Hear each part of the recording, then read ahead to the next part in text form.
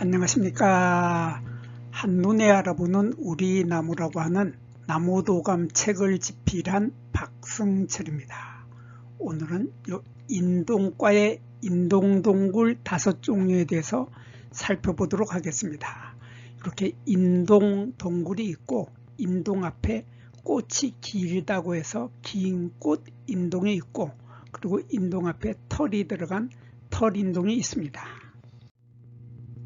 그리고 이렇게 잎에 무늬가 있는 무늬 인동동굴이 있고, 그리고 인동동굴 뒤에다가 이렇게 품종명이 골드낸시, 이렇게 골드낸시라고 하는 이러한 품종명이 들어간 이러한 5개의 인동동굴들이 어떤 특징들을 가지고 있는지에 대해서 살펴보도록 하겠습니다.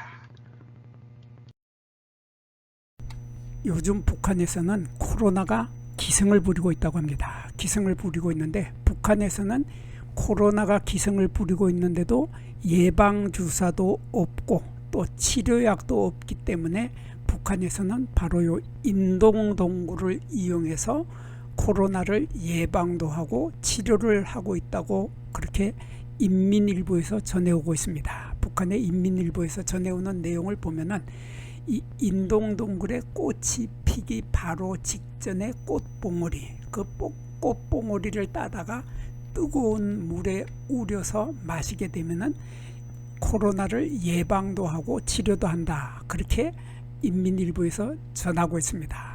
그렇게 그러한 인민일보에서 그렇게 전하지만 우리 대한민국에서 굳이 요 인동동굴 꽃봉오리 딸 사람은 없겠죠. 딸 사람은 없는데, 요 인동동굴을 우리나라에서는 이렇게 인동동굴이라고 하지만은 북한에서는 금은화라고 합니다. 금은화라고 하는데, 요 금은화라고 하는 이유가 바로 꽃이 필 때 보면 꽃의 색깔이 하얀색이죠. 하얀색이 은색이다 해서 은화이고, 그리고 요 꽃이 처음에 하얀색으로 피었다가 시간이 지나면 이렇게 노란색으로 변하게 됩니다. 이렇게 노란색으로 변한 요 색깔이 금색깔, 황금의 색깔이다 해서 이렇게 흰색과 노란색이 어울려서 핀다 해서 금은화라고 합니다. 이러한 금은화가 이렇게 가지의 끝부분에, 가지 끝부분에 요 잎 겨드랑이 부분에서 이렇게 꽃자루가 나오고, 꽃자루 끝에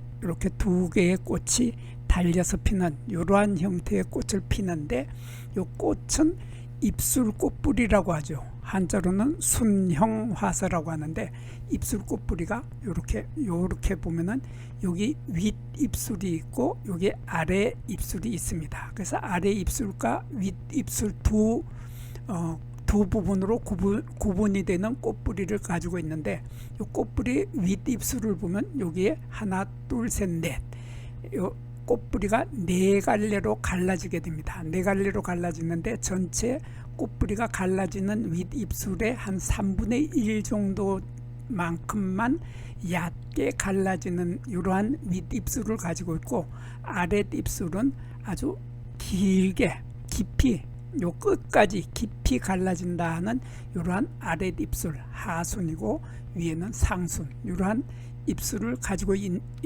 입술 꽃잎을 가지고 있는 이러한 입술 꽃뿌리의 형태를 하고 있고, 요 길이는 3cm에서 4cm다. 그러니까 여기에서 여기까지 꽃뿌리의 길이는 죄송합니다. 여기에서 여기까지 꽃뿌리의 길이는 3cm에서 4cm, 그래서 한 4cm까지, 최고 4cm까지 되는 것이 바로 인동동굴인데, 여기에 비해서 긴 꽃인동이라고 하는 것이 우리 주변에 제법 많이 살고 있습니다. 요 긴 꽃인동은 바로 요 꽃뿌리의 길이가 길다 하는 그런 뜻이죠. 그래서 꽃뿌리의 길이가 5cm에서 6cm, 조금 전에 3cm에서 4cm라고 했죠. 인동동굴은 최고 길어봐야 요 길이가 4cm 정도밖에 되지 않는데, 거기에 비해서 긴 꽃인동은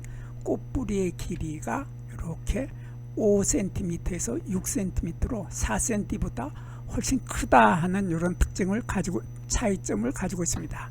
그래서 제가 이 크기를 이렇게 따로따로 사진을 찍어보면 도저히 구별이 안 되고, 또 우리가 육안으로 보더라도 눈으로 사실 크기가 큰지 작은지 사실 구별이 안 되는데, 제가 확실하게 구별을 하기 위해서 꽃을 따다가 한번 사진을 찍어봤습니다. 찍어봤더니 이렇게 긴 꽃인동은 꽃이 이렇게 커다란 데 비해서 우리 인동동굴은 이렇게 길이가, 꽃의 길이가 작다 하는 이런 특징을 가지고 있어서, 인동동굴은 최고 4cm, 여기에서 여기까지 길이가 4cm 정도 되는데, 긴 꽃인동은 여기에서 여기까지의 길이가 6cm로 아주 크다. 이렇게 해서 크기가 전혀 다른 이러한 크기가 커다란 것이 바로 요 긴 꽃 인동입니다.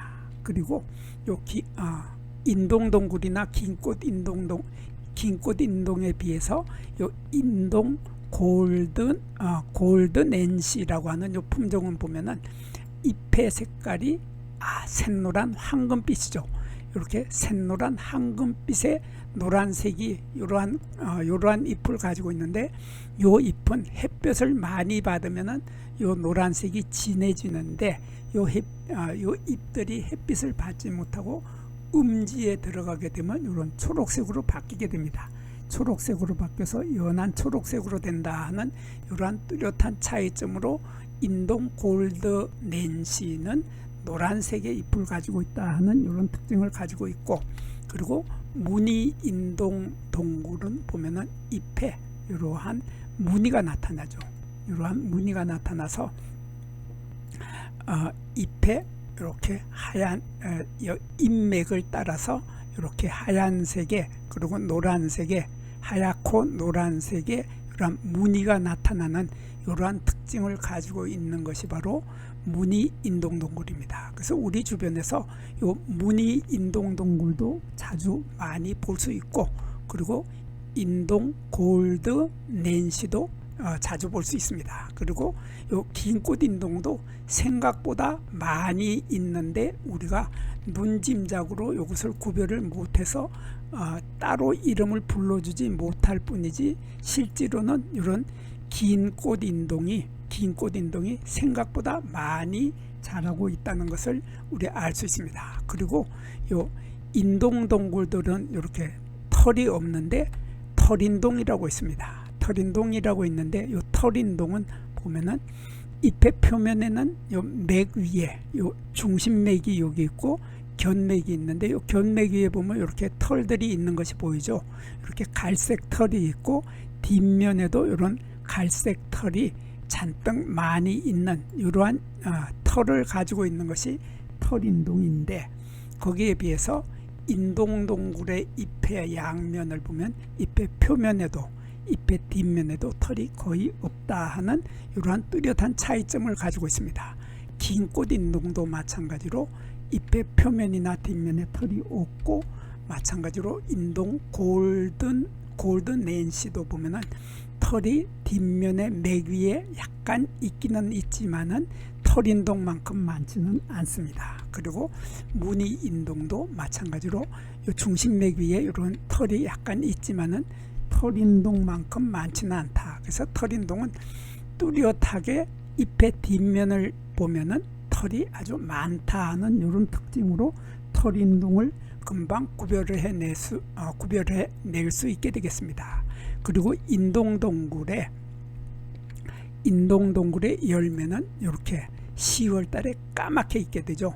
까맣게 이렇게 공처럼 동그란 공 모양으로 있게 되는데, 이 열매를 우리들은 물열매라고 합니다. 한자로는 장과라고 하는데, 이 물열매의 대표적인, 장과의 대표적인 열매가 포도를 생각하면 됩니다. 그래서 이 열매, 인동동굴의 열매는 포도의 열매하고 똑같은 열매의 구조를 하고 있다, 그런 뜻입니다. 그래서 이 열매가 포도의 열매처럼, 포도를 우리가 딱 먹을 때 보면 얇은 열매 껍질이 있고, 열매 껍질 속에는 액즙이 아주 상당히 많죠. 포도를 딱 먹으면 물이 주르륵 흘러내릴 만큼 물이 많이 들어있는, 달콤한 액즙이 많이 들어있듯이 이 인동동굴에도 액즙이 많이 들어있고, 그 속에는 포도의 씨앗처럼 씨앗이 들어있게 되는데 씨앗이 한 개가 아니라 여러 개가 들어있다. 포도도 여러 개가 들어있죠. 그 마찬가지로 여러 개의 씨앗이 들어있는데 그 씨앗은